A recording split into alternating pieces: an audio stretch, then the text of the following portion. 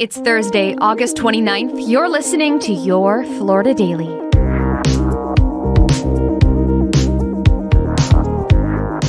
I'm Katrina Scales.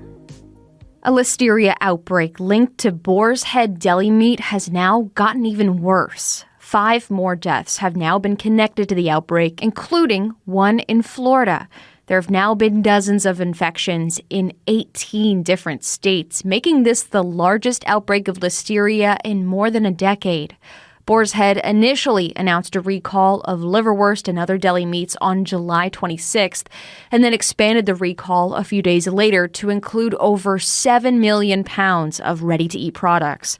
CBS News obtained documents that show federal inspectors flagged dozens of violations at the Boar's Head plant in Virginia linked to the recall, including mold, mildew, and insects repeatedly found at the facility. Symptoms of an infection include muscle aches and an upset stomach, but these symptoms often take about 2 weeks to start.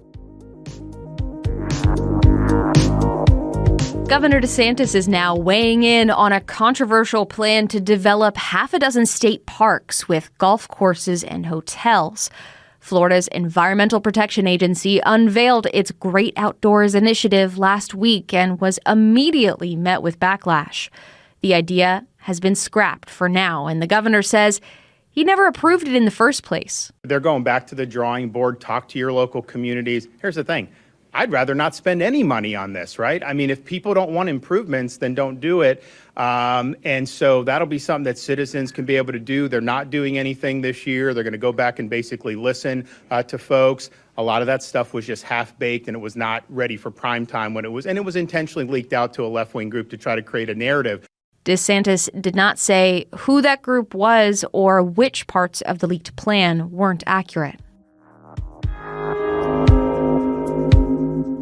And it's set to be another big day for the Lake Mary All-Stars. This time, the team is being celebrated at Disney World. The park says it has several events planned following Lake Mary's win at the Little League World Series. That includes taking part in a parade down Main Street, USA at Magic Kingdom. That's all ahead of another parade and celebration planned for Saturday back in their hometown.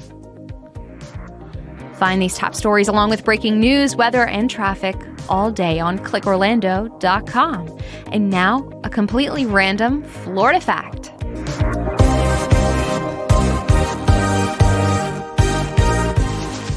Long before the citrus crop took hold in Florida, the state was filled with pineapple plantations.